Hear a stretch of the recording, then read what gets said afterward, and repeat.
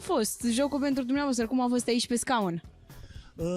Jocul nu știu cum a fost, nu mi-am propus absolut nicio strategie, am luat exact la întâmplare, fără să mă gândesc, fără să-mi fac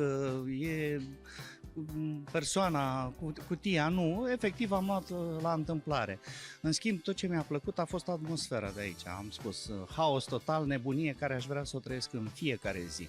Efectiv, aș vrea să o trăiesc în fiecare zi și oamenii pe care i-am cunoscut mi-au dat așa o infuzie de tinerețe, și așa e o noară de 61, știu, mulțumesc. Deci a fost extraordinară emisiunea. Numai pentru chestia asta am vrut să vin, chestia asta am obținut-o, asta am câștigat eu în seara asta. Dar spuneți-mi totuși cum ați ales cutiile? Adică dacă n-ați avut nicio strategie, v-ați dus random, întâmplător? Am întors, pur și simplu am întors privirea care mi-a venit la mână, aia am luat-o, fără să mă uit la persoană, fără să mă uit la cutie, zic, asta este, să fie una de acolo, pur și simplu, nicio... Da, că am avut ceva de spus despre persoana care avea cutia, după aia am văzut cine e în spatele cutiei, după aia, da, am întrebat-o ce am discutat prin culise, prin... Și am observat că ați bătut palma, dar totuși plecați acasă cu o sumă generoasă.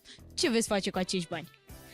Păi, am mai spus odată, ca să ajung la emisiune, trebuie să schimbi ținuta la fiecare episod, da?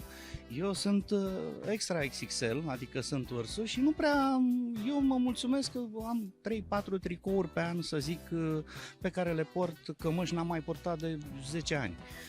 Și m-am dus să-mi cumpăr ceva, că n-am ce să schimb, adică ce să pun pe mine. Și am dat vreo 2800 pe tricouri și pe cămăși și am zis în felul următor, dacă îmi scot banii care i-am dat pe cămăși, eu sunt mulțumit. Distracția a făcut toți banii și uite că mi-au mai rămas și ceva, mi-au rămas și cămășile care o să le port de acum încolo, deci cam asta e, că altceva nu prea mai poți să faci cu banii, dar dacă nu mai mulți... Păi și povestiți-mi cum vi s-a părut experiența Batem Palma, cu ce plecați dumneavoastră de aici? Cu mulți prieteni, mulți prieteni, multe povești care care mă ajută pe mine, eu făcând teatru, de chestia asta am nevoie, de cât mai multe întâmplări, și prietenii pe care i-am făcut, sper să se materializeze ideile care le-am avut fiecare sub imperiul entuziasmului.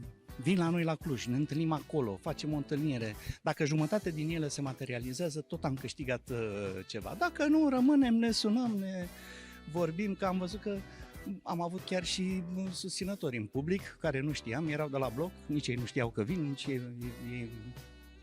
eu nu știam că vin ei și a fost super. Nici nu-mi imaginez. Aș îndemna pe toată lumea să vină, să aibă o experiență de genul ăsta, pentru că e unică în viață.